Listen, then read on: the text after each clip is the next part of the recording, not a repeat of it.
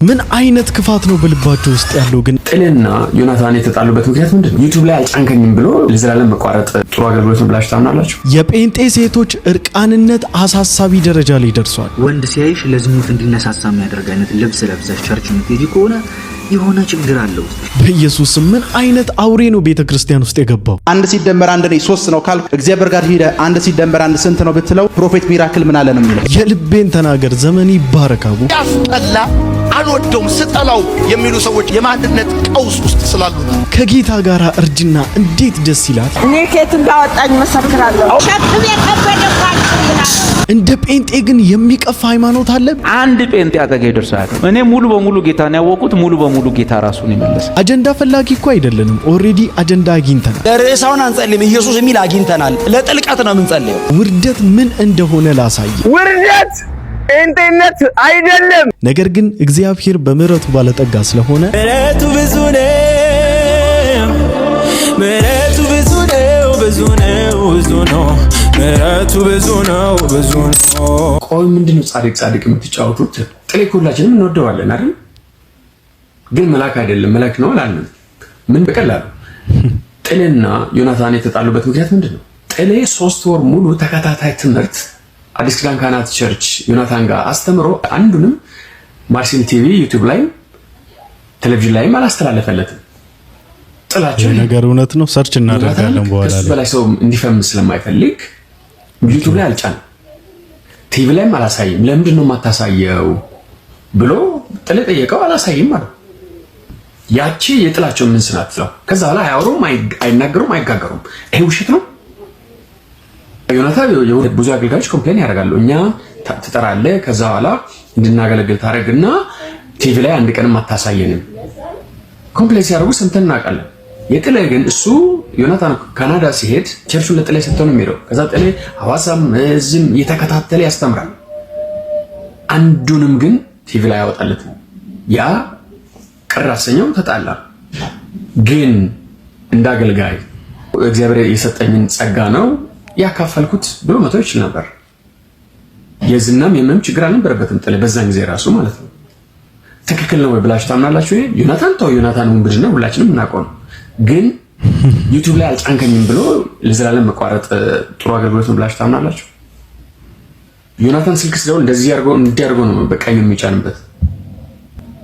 የጥሌ ደጋፊ ሆኖ ዮናታን ላይ ቅም ዋና የተያዘበት ምክንያት ዩቲዩብ ላይ አለመጫኑ ነው። በቃ ከምር ነው። አሁን ጥሌ ቸርች ተከፍቶለት ባላፕቶች ቸርች ገንብተውለት ይልል ሲያፈምሱት ዮናታን በቃ ማረኝ ቅበረኝ ያለ ከታተላው ከኔ በላይ ፈመሰ ምናም ብሎ ብዙ ልመና ውስጥ ነው ያለው። ይህ ነገር የብዙዎቻችን ጥያቄ ነበረ። ነብይ ጥሌ ከዚህ በፊት በዮናታን አክሊሉ በሚያገለግልበት አዲስ ኪዳን ካህናት ቤተክርስቲያን ወይም ደግሞ ማርሲል እየሄደ ሲያገለግል ብዙዎቻችን እናውቀዋለን። ካናዳ ሄዶ በነበረበት ጊዜ ሲሰብክ የነበረው ነገር ዩቲዩብ ላይ አልነበረም ወይ የሚለውን እስኪ ዩቲዩብ ላይ ሄደን ደግሞ ሰርች አድርገን እናያለን ማለት ነው። ይሄው እንግዲህ እንደምታዩት ማርሲል ቲቪ ላይ ፕሮፌት ጥላሁን ጸጋዬ ማርሲል ቲቪ ብዬ ብቻ ነው ሰርች ያደረኩትኝ። የዮሐንስ ወንጌል ይልና በነብይ ጥላሁን ጸጋዬ ፕሮፌት ጥላሁን ጸጋዬ ብሎ 86000 ቪው አለው። 2 አመት አልፎታል። 2 years ago ይላል ማለት ነው። ወደ ታችም ስትመጡ ከ2 አመት በፊት 64000 ቪው ያለው ቪዲዮ አለው። 2 ትላልቅ አገልጋዮችን ማቀሳሰርና ወሬ ማመላለስ ተገቢ ነው ወይ ብለህ ታምናለህ? ዮናታን አክሊሉ ጋር የነበሩ ባለሀብቶች የጥሌ ትምህርት ማርኳቸው ወደ ኤቨርላስቲንግ ክራይስት ሪቪሌሽን ወደሚባለው ወይም ወደ ኢሲአርሲ ቤተክርስቲያን እንደሄዱ ያም ደግሞ ዮናታን አክሊሉን እንዳስቆጣው ሲወራ ሰምቼ አውቃለሁ። የእውነት እናንተ መሃል ችግር ካለ ትላልቆች ስለሆናችሁ ሌጀንዶች ስለሆናችሁ ተመካክራችሁ መፍታት የምትችሉበትን አጋጣሚና ኦፕሽኖች ብታመቻቹና ያቄን ባትፈጥሩብን መልካም ነው ብዬ አስባለሁ። በእርግጠኝነት አብዛኛው ነዋሪ የአዋሬ ትዝታ አለበት። አዋሬ ዛሬም ከትላንቱ ይበልጥ አሸብርቃለች። ድርጅታችን ቴምር ሪል ስቴት ደግሞ በሰዎች ይሁንታና ፍላጎት ከባለ 1 እስከ ባለ 3 መኝታ አፓርትመንቶችን ወይንም ከ121 እስከ 127 ካሬ አፓርታማዎችን አቀርበንልዎታል። ያውም በአንዴ ለሚከፍሉ ደንበኞቻችን የ30% ልዩ ቅናሽ አድርገን በግንባታ መሰረት ለምትከፍሉ ቅድመ ክፍያ 20% ብቻ በመክፈል መግዛት ይችላሉ። እኛን ከሌሎቹ የሚለየን ከተዋዋሉ በኋላ ምንም አይነት ጭማሪ የማንጨምር በመሆኑ ነው። ይህንን ስንለዎት ደግሞ በቃል ብቻ አይደለም፣ በግልጽም ውላችን ላይ የተቀመጠ ነው። ልብ ይበሉ። ባህር ማዶ ለምትኖሩ ህጋዊ ወኪል ከሌሎት ያሉበት ድረስ በዲኤችኤል እንልካለን። ለቢሮና ሳይት ጉብኝት በ0955 27 7474 ይደውሉ። ቴምር ፕሮፐርቲስ። ወንድ ሲያይሽ ለዝሙት እንዲነሳሳ የሚያደርግ አይነት ልብስ ለብሰሽ ቸርች የምትሄጂ ከሆነ የሆነ ችግር አለ ውስጥሽ። there is something wrong in you። ሰው ሊነግርሽ ያልቻለው ማለት ነው። አሁን ቸርችን ቢነግሩሽ ብጠፊስ ብለው ፈርተው እኮ ነው። አሁን እንደው እቺን ነገር ብታስተካክላት አለባበስሽ እንደው ትንሽ ታስተናክላለች ቢሉሽ ምንድነው እሱ? እኔ ራሴ ፕራዮሪቲ ያለኝ እንዴ ምንድነው? ነፃነት የለም እንዴ? ነፃነት ልታሳጡኝ ነው እንዴ? አለመር እንዴ እኔ ብለሽ ከቸርች እንደምትጠፊ ስለፈሩ ነው የማይነግሩሽ ነገር። ከዚህ የት ትጠፊያለሽ? እኔ ደግሞ እነግርሻለሁ እነሱ ሊነግሩሽ ያልቻሉትን ፈርተው ዝም ያሉሽን ማለት ነው። ቸርች ሰው አምልጦ የሚመጣበት ቦታ ነው። እርግጥ ነው ሁሉም ሰው አንቺ ጥር ያለ ነገር ስላረግሽ ብቻ አይደለም ለዛ ነገር የሚነሳሳው። እስከዚህ ድረስ አርገሽ መተሽም ችግር ውስጥ የሚገባ ሰው አለ። እሱ ገና ጌታ እየረዳው ያለ ሰው ነው። ጌታ ያግዘው። አንቺ ግን ፐርሰናሊ ለክተሽ በስነ ስርዓት ቅርጽሽን በትክክል መቀመጫሽን በትክክል እንዲያሳይ ተዘጋጅተሽ መስታወት ፊት 52 ጊዜ እንደዚህ ዞር ዞር ብለሽ አይተሽ ለብሰሽ ከመጣሽ ግን ሰዎች አይተው አንቺን ከተሰናከሉ ጌታ በዛ ደስተኛ አይደለም። according to the word of God ማለት ቸርች ማምለጫ ቦታ ነው። ሰዎች ከዓለም ነገር ከኃጢአት እግዚአብሔርን እንዳያገኙ ካራቃቸው ነገር ከእግዚአብሔር ጋር ያላቸው ንብረት ካቋረጠባቸው ነገር እየሮጡ ሸሽተው እየሮጡ የሚመጡበት ቦታ ነው። ለማምለጥ ማለት ነው። ለመታነጽ፣ ለመቀየር፣ ከሱስ ለመውጣት፣ ከዝሙት ለመላቀቅ ነው የሚመጡት እና ልክ እዛ ቦታ መተው ሳምንት በትክክል ቆይተው ቀጣዩ ቀን ላይ 15ኛው ቀን ላይ አንቺን ሲያዩ ሰንክል የሚሉብሽ ከሆነ ለምን? ጳውሎስ እኮ መጽሐፍ ቅዱስ ላይ ስጋ ራሱ ሰበላኒ እኔ ስጋ በልቼ ሰሞን የሚሰናከልብኝ ከሆነ ከህይወት አይበልጥም። እሱ ሲሰናከል ህይወቱን ነው የሚያጣው። ስለዚህ እኔ እሱ እንዳይሰናከል እኔ ስጋ ቢቀርብኝስ ባልበላስ ብሏል። ከሚበላ ነገር እንኳን ማለት ስጋን ካሰናከለብኝ ሰውን አላደርግም ብሎ ሁሌ ግልጽ ለመነጋገር እንኳን እየተፈራራ መተናል።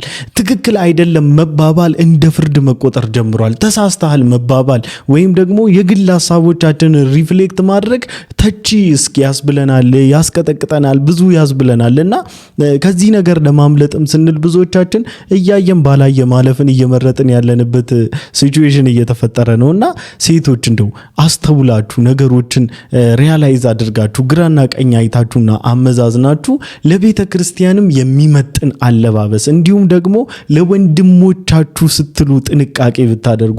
ፈሪ ክርስቲያን መሆን ድፍረት ይጠይቃል። ትልቅ የሚባል ኃጢአት የለም፣ የጥቃቅን ፈቀቅታዎች ድምር እንጂ።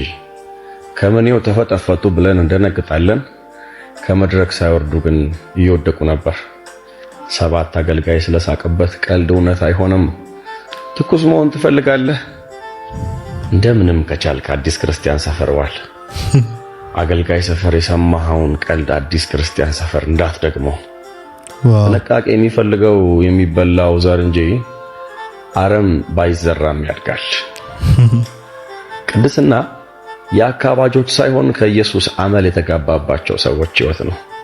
በልቤ አግኝተውኝ ነው ያልካቸው ሰዎች አግኝቻቸው ነው ምትልበት ጊዜ ይመጣ ይሆናል። በልቤ ምንም ብል እሰማለሁ እንዳልኩኝ ምንም ብልም አልሰማበት ጊዜ ይመጣ ይሆናል። ከእግዚአብሔር በቀር እንደበረታ የሚሰነበት የለም።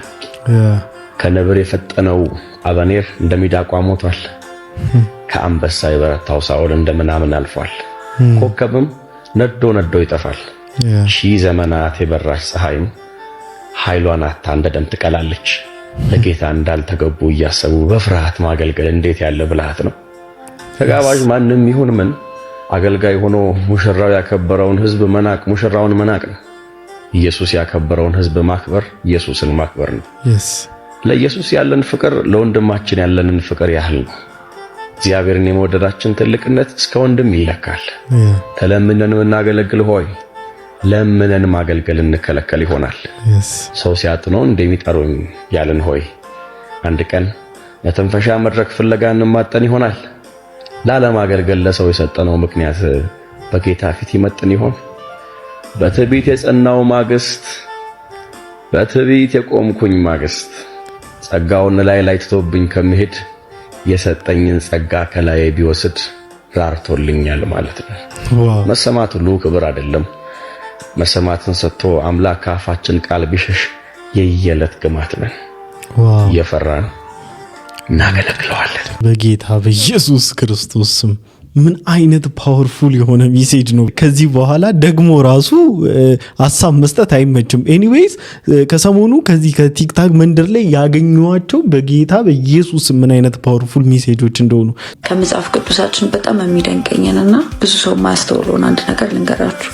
ዘፍጥረት ላይ እግዚአብሔር አዳምን ከአፈር ለማበጀት የፈጀበት ጊዜ እግዚአብሔር እፍ ለማለት ከፈጀበት ጊዜ ይበልጣል ብዬ አስባለሁ። ምክንያቱም የእግዚአብሔርን እስትንፋስ ሕያው አድርጎ የሚያቆመውን ያንን መንፈስ መሸከም የሚችልበትን ቬዝሉን ወይም ደግሞ መሸከሚያውን በደንብ መሰራት ነበረበት።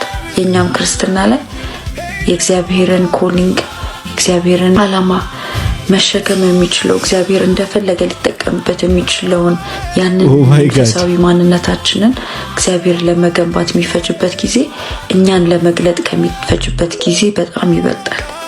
ስለዚህ ደክሟችሁ ከሆነ ጊዜያችሁ መቼ እንደሆነ ግራ ገብቷችሁ እግዚአብሔርን መጠበቅ ደክሟችሁ በፕሮሰስ ውስጥ ማለፉ በጣም አሰልችቷችሁ ከሆነ ያንን የእግዚአብሔርን ኮሊንግ እግዚአብሔር እናንተ ህይወት ላይ ያለውን ያንን ልዩ ጥሪ መሸከም የሚችል መንፈሳዊ ማንነት እየሰራላችሁ ሊሆን ይችላል። ስለዚህ ሁሌ ስፒሪቹዋል ነገራችሁ ማደጉን በየቀኑ አንድ እርምጃ ወደ ኮሊንጋችሁ ወደ ፐርፐዛችሁ መጠጋታችሁን እርግጠኛ ሁኑ። ፋየር የሆነ ጄኔሬሽን በኢየሱስ ስም ይመታል ነው ማለት በቃ በዚህ ጄኔሬሽን ፊት ለፊቱ የሐሰት ትምህርትን የስህተት ልምምድን ይዘ መጣ ልትመጻደቅና ልትኮፈስ አትችልም። እንደው ከአምላክ ቃል ጋራ ከእስትንፋሰ መለኮት ጋራ እንደው ሪሌሽንሺፕ ከሌለ በስተቀር አትበላም። እንኳን ልትበላ አይደለም ሊበላ ያሰበው ራሱ ሐሳቡን ነው የሚያቆመው። what amazing revelation በጌታ በኢየሱስ ስም። ይሄ እኮ ነው በቃ ይሄ እኮ ነው the spirit of wisdom and revelation። በቃ ይሄ ነው የጥበብና የመገለጥ መንፈስ ማለት ይሄ ነው በቃ። አሜን አሜን አሜን። እኔ ከየት እንዳወጣኝ መሰክራለሁ። እውነት ነው። አሜን ምስክር ነኝ። አዎ ኢየሱስ ጌታ ነው። የቀመሰ ያወራል። አሜን ያድናል ይላል። አሜን ኢየሱስ ሞገሳቸው ማንም ሳይጨመርበት አዳው ያርዳል። አሜን አሜን። ከየት እንዳስወጣኝ እኔ አውቀዋለሁ። ማሚዬ ጌታ ኢየሱስ ዘመንሽን ይባርከው። እንዴት መታደለው በጌታ ቤት ውስጥ ማደግ፣ በጌታ ቤት ውስጥ መኖር፣ በጌታ ቤት ውስጥ ወጣት መሆን፣ በጌታ ቤት ውስጥ ጎልማሳ መሆን፣ በጌታ ቤት ውስጥ ማርጀት እንዴት መታደለው። የወጣትነት ጉልበታችሁን ጎበዙን ብርቱን እድሜያችሁን ኢየሱስ ይጠቀምበት። ውርደት እንጤነት አይደለም። ውርደት ድህነት አይደለም። ውርደት ወገኖቼ ስራ ማጣት አይደለም። ውርደት ኢየሱስን ባለማመን የሲኦል ተጓዥ መሆን ነው። ኢየሱስን ባለማመን የሲኦል ተጓዥ መሆን ነው። መገናኛ ላይ ኢየሱስ ጌታ ነው ህዳም በሌላ በማንም የለን እያልን ስለ ኢየሱስ ክርስቶስ ስለ አዳኝነቱ ኢየሱስ ክርስቶስ ደግሞም ሊመጣ በደጅ እንደሆነ እየሰበክን ባለንበት ጊዜ አንድ ሽማግሌ ጠጋ አለብኝና ፑ አለብኝ ማለት ነው። ደነገጥኩ ነው የመጀመሪያ ነበር። ፑ አለብኝ። ዞር ብዬ ሳየው ቤተሰብ የለህም አለኝ ማለት ነውና ለካ ቤተሰብ አልባም ያስብላል። ለካ ውርደትም ነው ለብዙዎቻቸው ኢየሱስን መስበክ እንደ ውርደት ነው። አንድ በጣም የሚያስቅ ነገር ላሳያችሁ።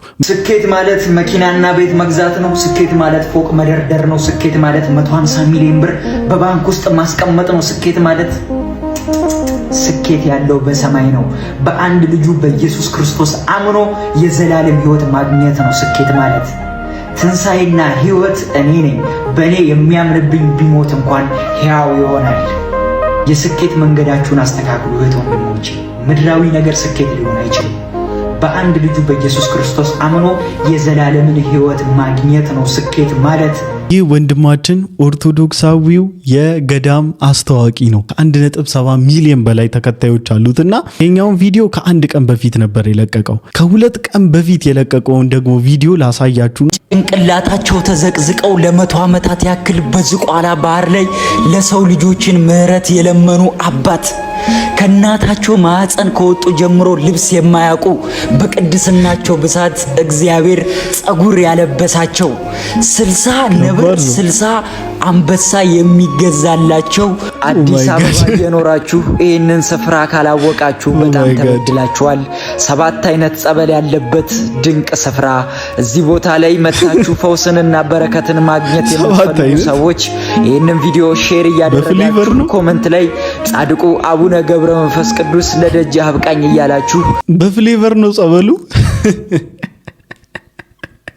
አረ ጌታ ኢየሱስን ፍሩ። በኢየሱስ ስም የሚምረውን ሳይቀበሉ ምህረትን የሚለምነውን ይለምናል ብለው በኢማጂኔሽን ኢሜጅ ስለው ያስቀመጡትን ሰው ያምኑታል ማለት ነውና ይሄ ቪዲዮ እንግዲህ ፉል ኦፍ ተረት ይሄ በአፈ ታሪክ የተሞላ ነው። 98900 ላይክ አለው። ስኬት ማለት ኢየሱስ ነው ብሎ የሰበከበት እና የተናገረበት ደግሞ የአንድ ቀን ልዩነት ነው ያለው። የሚገርማችሁ ይሄ ቪዲዮ ማለት ነውና እዛው 1.7 ሚሊዮን ተከታዮች ባለው የቲክታክ አካውንቱ ላይ ነው የለቀቀውና 8251 ላይክ ነው ያለው። ይዛት ኮንሰርኒንግ ይመጣዋል። እውነት ክርስትናው በዚህ መልኩ ይመጣዋል። ማንንም ፈልጋችሁ ነው ክርስቲያንን እያላችሁ ያላችሁት? ርዕሳውን አንጸልይም። ኢየሱስ የሚል አግኝተናል። ለጥልቀት ነው የምንጸልየው። ኦሬዲ እግዚአብሔር ከ2000 ዓመት በፊት ቀራኒዮ ላይ እኮ አደባባይ እኮ ሰቀለው። ማንም ሰው ባይዘ አላየሁትም እንዳይል አድርጎ ነው የሰቀለው። ሶስት ሰው ብቻ ማቆም የምትችል ቦታ ላይ መሃል ላይ አቆመው። እሱ እርቃኑን ያንጠለጠለው ማንም ሊክደው አይችልም። ታሪክ እኮ አይክደውም። እኛ እኮ ተጠንቅቀን የጻፍነው እንዳልሆነ የምታውቀው ሂስቶሪያንስ እኮ አይክዱትም። እስክሪፕቸር የማያምን ሰው እኮ አይክደውም። መልእክት አለን። እስቲ አሜን በሉ። እስቲ ጮክ በሉና ኢየሱስ በሉ። እስቲ ኢየሱስ የቤተ ክርስቲያን ዋናውና ሜን ፎከሷ ሴንተሯ ሊሆን የሚገባው ክርስቶስ ኢየሱስ ነው።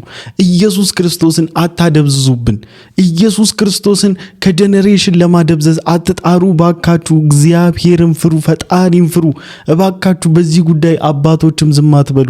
የቤተ ክርስቲያን ኢሹና ዋናው አጀንዳዋ ቤተ ክርስቲያን ተብላ የመጠራቷ ምክንያት የክርስቶስ ወንጌል ሰባኪና የክርስቶስ ኢየሱስ መልክ መግለጥ ብቻ ነው አጀንዳዋ። በቃ የክርስቶስን መልክ የማትገልጥ ቤተ ክርስቲያን ተብላ ልትጠራ አትችልም። አዳራሽ ናት እሷ፣ ወና አዳራሽ ናት። ክርስቶስ ወንጌል ፊታቸውን ያዞሩ ኮሚኒቲዎች ቢሰበሰቡበት እንኳን አዳራሽ ነው የሚባለው፣ ወና ነው የሚባለው። ክርስቲያኖች የተባለው በክርስቶስ ስለሆነ ነው። ቤተ ክርስቲያን የተባለችው ደግሞ የክርስቲያኖች መሰብሰቢያና ክርስቶስ ኢየሱስን ራሷ አድርጋ ክርስቶስ ኢየሱስን ሴንተሯ አድርጋ ኢየሱስ ክርስቶስን በትውልድ መሃል የምታደምቅና በትውልድ ልብ ውስጥ የምትስላት የምትቀርጽ ናት። ስለዚህ የቤተ ክርስቲያን ሴንተር ክርስቶስ ኢየሱስ ነው። አትሳቱት ሴንተሩ። አንድ ሲደመር አንድ ነው 3 ነው ካልኩ እግዚአብሔር ጋር ሄደ አንድ ሲደመር አንድ ስንት ነው ብትለው ፕሮፌት ሚራክል ምን አለ ነው የሚለው። እኔ አንድ ሲደመር አንድ 3 ነው ካልኩ እግዚአብሔር ጋር ሄደ አንድ ሲደመር አንድ ስንት ነው ብትለው ፕሮፌት ሚራክል ምን አለ ነው የሚለው ይባላል። ጌታ ኢየሱስ ክርስቶስ ይገጽጽ። የዳቢሎስ ልጅ ምን አይነት አፍረተ ቢሶች ናችሁ ግን! ምን አይነት እንደው እግዚአብሔር ማለት ነው የእውነት ምን ነው ዝም አለላሉ አንዳንዴ የእውነት ምን አይነት ደፋሮች ናቸው። ጭራሽ እግዚአብሔርን ጠይቄው ፕሮፌት ምን አለ ብሎ እግዚአብሔር ወደ አንተ ይልከኛል ካንተ አውተንቲኬት እንዳደርግ። ምን አይነት ነውረኛ ነህ። ካውንስሉም አለ ስቲል ነው እንደዚህ አይነት አጭበርባሪዎችና እንደዚህ ትውልዱን የሚገድሉ ትውልዱን ማኒፑሌት እያደረጉ ያሉ ትውልዱን ሊያጠፉ ቆርጦ የተነሱ የወንበዴው ትምህርት የወንበዴውን አስተምህሮት በስመ ቤተ ክርስቲያን እያሰረጫጩ ያሉት ዝም ተብሏል። እግዚአብሔር ስፍራን ሰጥቷችሁ ማኔጅ እንድታደርጉ እንድትቆጣጠሩ ሱት የሆነ ትምህርት በትውልዱ ልብ ውስጥ እንዳይዘራ ስፍራን የሰጣችሁ ሰዎች ትጠየቁበታላችሁ። ወዳጄ በዚህ ምድር ላይ መኖሪያ ቤት ከሌለ ተከራይተ መኖር ትችላለህ። ነገር ግን በሰማይ የሚከራይ ቤት የለም። ኢየሱስ ምን አለ? በእኔ እመኑ በአባቴም እመኑ፣ በአባቴ ቤት ብዙ መኖሪያ አለ። ስፍራ ላዘጋጅላችሁ እሄዳለሁ፣ ሁለተኛ መጥቼ እወስዳችኋለሁ አለ። አየህ፣ በእኔ እመን በአባቴ እመን፣ በአባቴ ቤት ብዙ መኖሪያ አለ።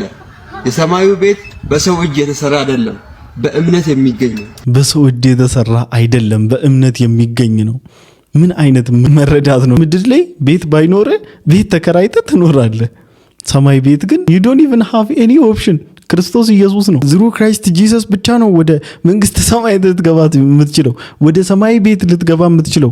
ኢንቪቴሽን አውተንቲኬት የሚደረገው በክርስቶስ ኢየሱስ ብቻ ነው። ደሙ ከሌለብህ ተቀባይነት የለህም። የክርስቶስ ኢየሱስ መልክ በአንተ ላይ ካልተገለጠ ተቀባይነት የለም። ኢየሱስ ክርስቶስ ዋጋ እንደከፈለልህ፣ ከሞት እንደሞተልህ፣ ከሞት እንደተነሳልህ አክሴፕት ያላደረግክ ሰው ከሆንክ ሰማይ ቤት አክሴፕት አያደርግም። ስለዚህ የሰማይ ቤት በር መክፈቻ ቁልፉ ክርስቶስ ኢየሱስ ነው። ዝሩ ክራይስት ጂሰስ ካልሆነ በስተቀር ወደ አብ መቅረብም ሆነ መግባት አትችልም። ምናልባት ልብህን እንዲሞላል ስለምወድ የክርስቶስ ትምህርት ይህንን ደግሞ አንድ ታሪክ ላሰማ። አንድ አይን ያላት ዩኒቨርሲቲ ውስጥ የጽዳት ክፍል ሰራተኛ ነበረች።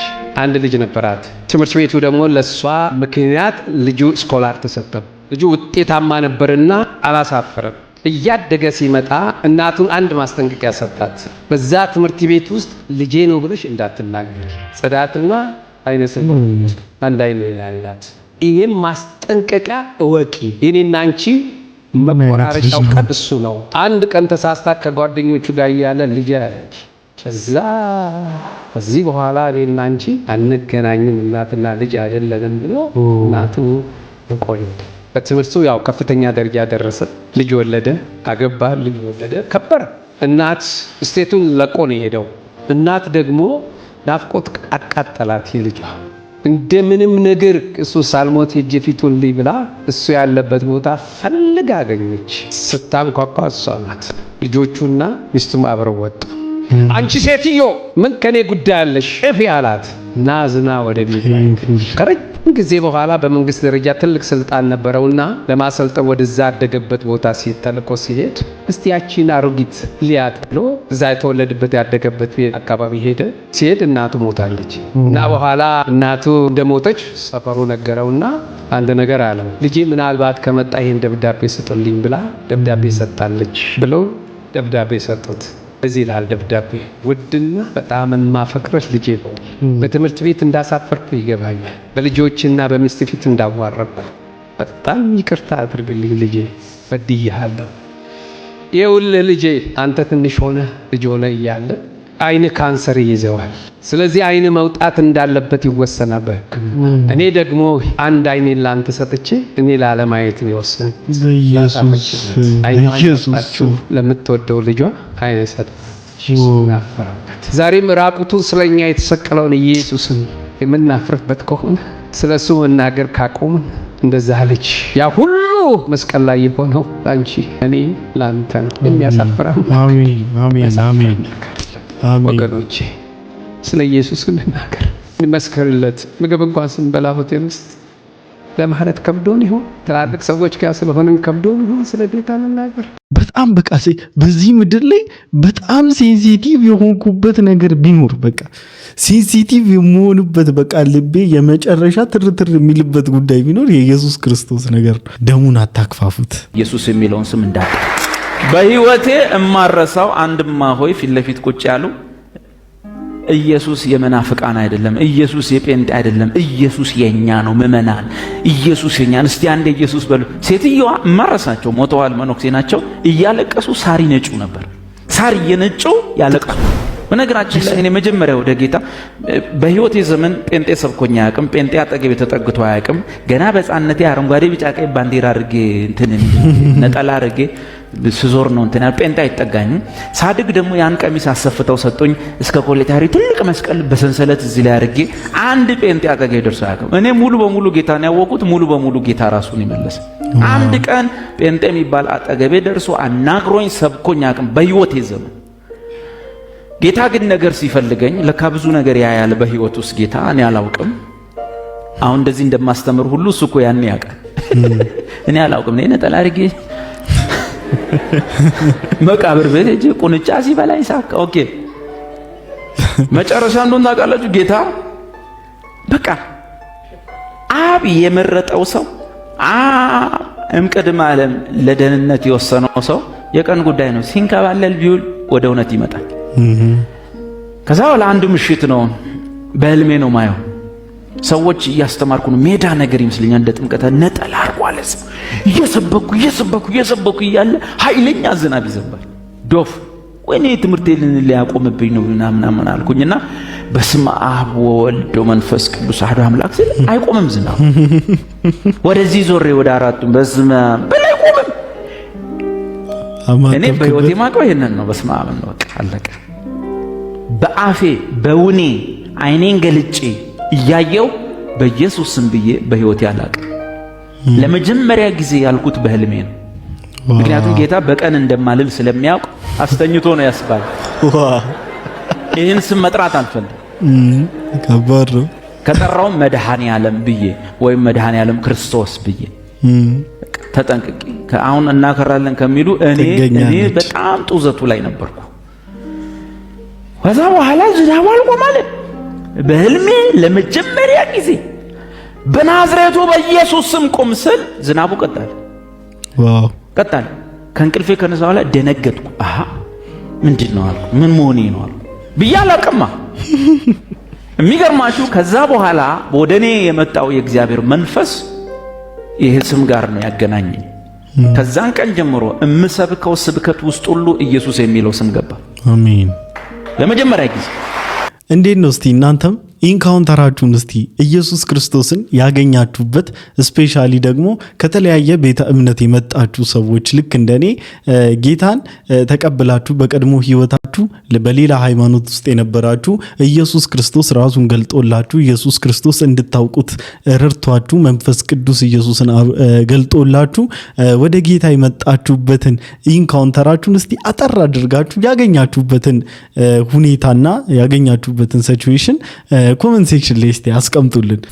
እውነተኛ ክርስትና የአንደበት ንግግር አይደለም፣ ጉንጭ አልፋ አዋጅ አይደለም፣ ነኝ ስላልኩ አይደለም፣ ናቸው ስላልኩ አይደለም። የእውነተኛ ክርስትና መለካው የሚጨበጥ ተግባራዊ የቅድስና ልምምድ ነው። ክርስቶስ የመጣው ኃጢአትን ለማስወገድ ከሆነ ኃጢአትም ደግሞ በእርሱ ውስጥ ከሌለ በእርሱ ውስጥ የሚኖር ሁሉ ኃጢአትን በቋሚነት ሊያደርግ አይችልም። ዳግመኛ ሳይወለድ ካልቀረ በስተቀር በተወገደ እና በሞተለት ኃጢአት ውስጥ ድጋሚ በቋሚነት የሚከርምበት ምክንያት የለውም።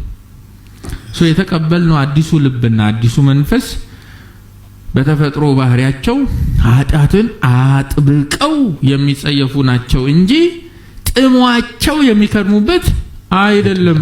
እንግዲህ ልጆች ሆይ የዘላለም ሕይወት እንዳላችሁ ማወቅ ከፈለጋችሁ በኃጢአት ውስጥ ምን ያህል ነው አከራረማችሁ? እሱም ፊገር አውት አድርጉ።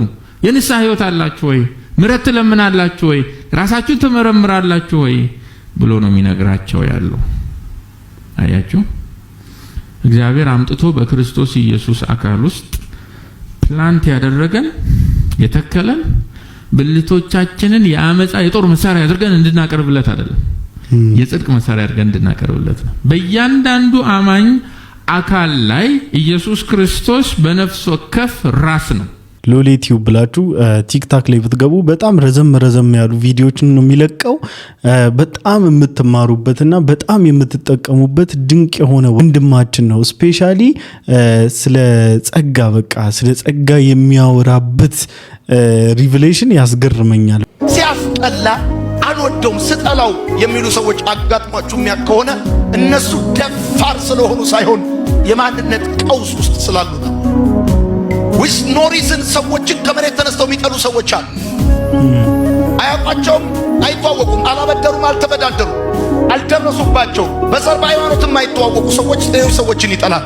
እንዲሁ ውስጥ አይወደውም የሚለው ሰው ራሱን ፈልጎ ሲያጣ፣ ሰው ትክክለኛ ተፈጥሮን ባለመረዳት ውድቀት ውስጥ ሲገባ፣ ሰው ቀጥሎ የሚሆነው ነገር ምንድነው ካላችሁኝ፣ ይሄንን ውስጡ የተፈጠረውን ጥላቻ፣ ውስጡ የተፈጠረውን ባዶነት ፊል ያደረገ የሚመስለው ሰዎችን ዝቅ ሲያደርግ ነው። ሰዎችን ሲያዋርድ፣ ሰዎችን የበታች አድርጎ ሲያይ እሱ የሞላ የሚመስለው፣ እሱ ጠንካራ፣ ውስጡ ያለው ክፍተት የተስተካከለ የሚመስለው። አይታችሁ ከሆነ ራሳቸውን ጻድቅ ለማድረግ ራሳቸውን ቅዱስ ለማድረግ ሌሎችን እርኩስ የሚያደርጉ ሰዎች አይታችሁ ታውቃላችሁ። ራሳቸውን ክቡር ለማድረግ ሌሎችን የሚያዋርዱ የማንነት ቀውስ ውጤት ነው እሱ። የማንነት ቀውስ እያደገ ሄድና ሰዎችን በመጥላት ይገለጣል። ነገራችን ይሄ ነገር በጣም ብዙ ሰዎች ጋር እንደሚታይና እንደሚስተዋል ታውቃላችሁ። ከምሬን ነው ምላችሁ። ኢቭን በሪሊጅን ክላሲፋይድ የሆነ ወይም የተከፋፈለ አይደለም። በቃ በየትኛውም አካባቢ በየትኛውም ሃይማኖት በየትኛውም መንደር እንደዚህ አይነት ሰዎች አሉ። በቃ በጣም አሉ ማለት ነውና እግዚአብሔር ይጠብቀን። የማንነት ክራይሲስ አይደንቲቲ ክራይሲስ እያጠቃቸው ብዙ ሰዎችን በማጥቃት ውስጥ ሳቲስፋይድ የሆኑ እየረኩ ከሚኖሩ ሰዎች እግዚአብሔር ይጠብቃችሁ። ኢየሱስ አምላክ ሰው የሆነበት ሚስጥር ብንማረው ገብቶን የማንጨርሰው ትልቅ ፍቅር ነው። ጊዜ የማይገደብ አምላክ ሰማይ ምድርን የፈጠረ በአንዲት ትንሽ ወጣት እጅ ላይ ታቀፈ። እድሜው ቁጥር የሌለው አልፋ ኦሜጋ 1 ዓመት 2 ዓመት 12 ዓመት እየተባለ ተጠራ። መላእክቶች ቅዱስ ቅዱስ እያሉ የሚሰግዱለት ሊታይ በማይቻል ብርሃን ውስጥ በአርያም ያለው ለመላእክት ተገለጠ። አምላክ ሰው ሆነ። ሰው ብቻ አይደለም ግን የሆነው ከሰውም በምስሉ እንደ ሰው ተገኝቶ ራሱን አዋረደ። ከዛስ ምን ይላል? ለሞትም ይኸውም ሞት ብቻ አይደለም፣ የሞቱ አይነት ሳይቀር ወንበዴ በሚሰቀልበት፣ ኃጢአተኛ በሚንጠለጠልበት፣ የተረገመ በሚሆንበት አኳኋን ወንበዴዎች በሚንጠለጠሉበት ስፍራ ኃጢአት የማያውቀው ኃጢአት ያላደረገው ኃጢአት በውስጡ የሌለው ስላንተ ስላንቺ ኢየሱስ በመስቀል ሞት ድረስ ምን ነው አለ ነው የሚለው። የመስቀል ሞት እንኳን ምን ያለ ሆነ ይላል፣ የታዘዘ ሆነ። በአንዱ ያለመታዘዝ ብዙዎች ኃጢአተኛ ሆኑ። በኢየሱስ መታዘዝ እስከ ሞት ድረስ መታዘዝ እኔና እናንተ ምናምንበት እንጸድቃለን። አንድ ሰው አሜን ይበለኛ። ሃሌሉያ! ኢየሱስ መታዘዝ ነው ዛሬ የሰበሰበን። አሜን። አጨብጭቡለት ለዚህ ጌታ። ክብር ለኢየሱስ ይሁን። ለማንኛውም ዛሬ ይዤላችሁ የመጣኋቸው ቪዲዮዎች እኚህን ይመስሉ ነበር። ሁላችሁም እንደተማራችሁበት ቁም ነገርም እንደጨበጣችሁበት ተስፋ አደርጋለሁኝ። የዚህ ፕሮግራም የክቡር ስፖንሰር ቴምር ፕሮፐርቲስ። በእርግጠኝነት አብዛኛው ነዋሪ የአዋሬ ትዝታ አለበት። አዋሬ ዛሬም ከትላንቱ ይበልጥ አሸብርቃለች። ድርጅታችን ቴምር ሪል ስቴት ደግሞ በሰዎች ይሁንታና ፍላጎት ከባለ 1 እስከ ባለ 3 መኝታ አፓርትመንቶችን ወይንም ከ121 እስከ 127 ካሬ አፓርታማዎችን አቀርበንልዎታል። ያውም በአንዴ ለሚከፍሉ ደንበኞቻችን የ30 በመቶ ልዩ ቅናሽ አድርገን በግንባታ መሰረት ለምትከፍሉ ቅድመ ክፍያ 20 በመቶ ብቻ በመክፈል መግዛት ይችላሉ። እኛን ከሌሎቹ የሚለየን ከተዋዋሉ በኋላ ምንም አይነት ጭማሪ የማንጨምር በመሆኑ ነው። ይህንን ስንለዎት ደግሞ በቃል ብቻ አይደለም፣ በግልጽም ውላችን ላይ የተቀመጠ ነው። ልብ ይበሉ። ባህር ማዶ ለምትኖሩ ህጋዊ ወኪል ከሌሎት ያሉበት ድረስ በዲኤችኤል እንልካለን። ለቢሮና ሳይት ጉብኝት በ0955 27 7474 ይደውሉ። ቴምር ፕሮፐርቲ። ይመቻችሁ።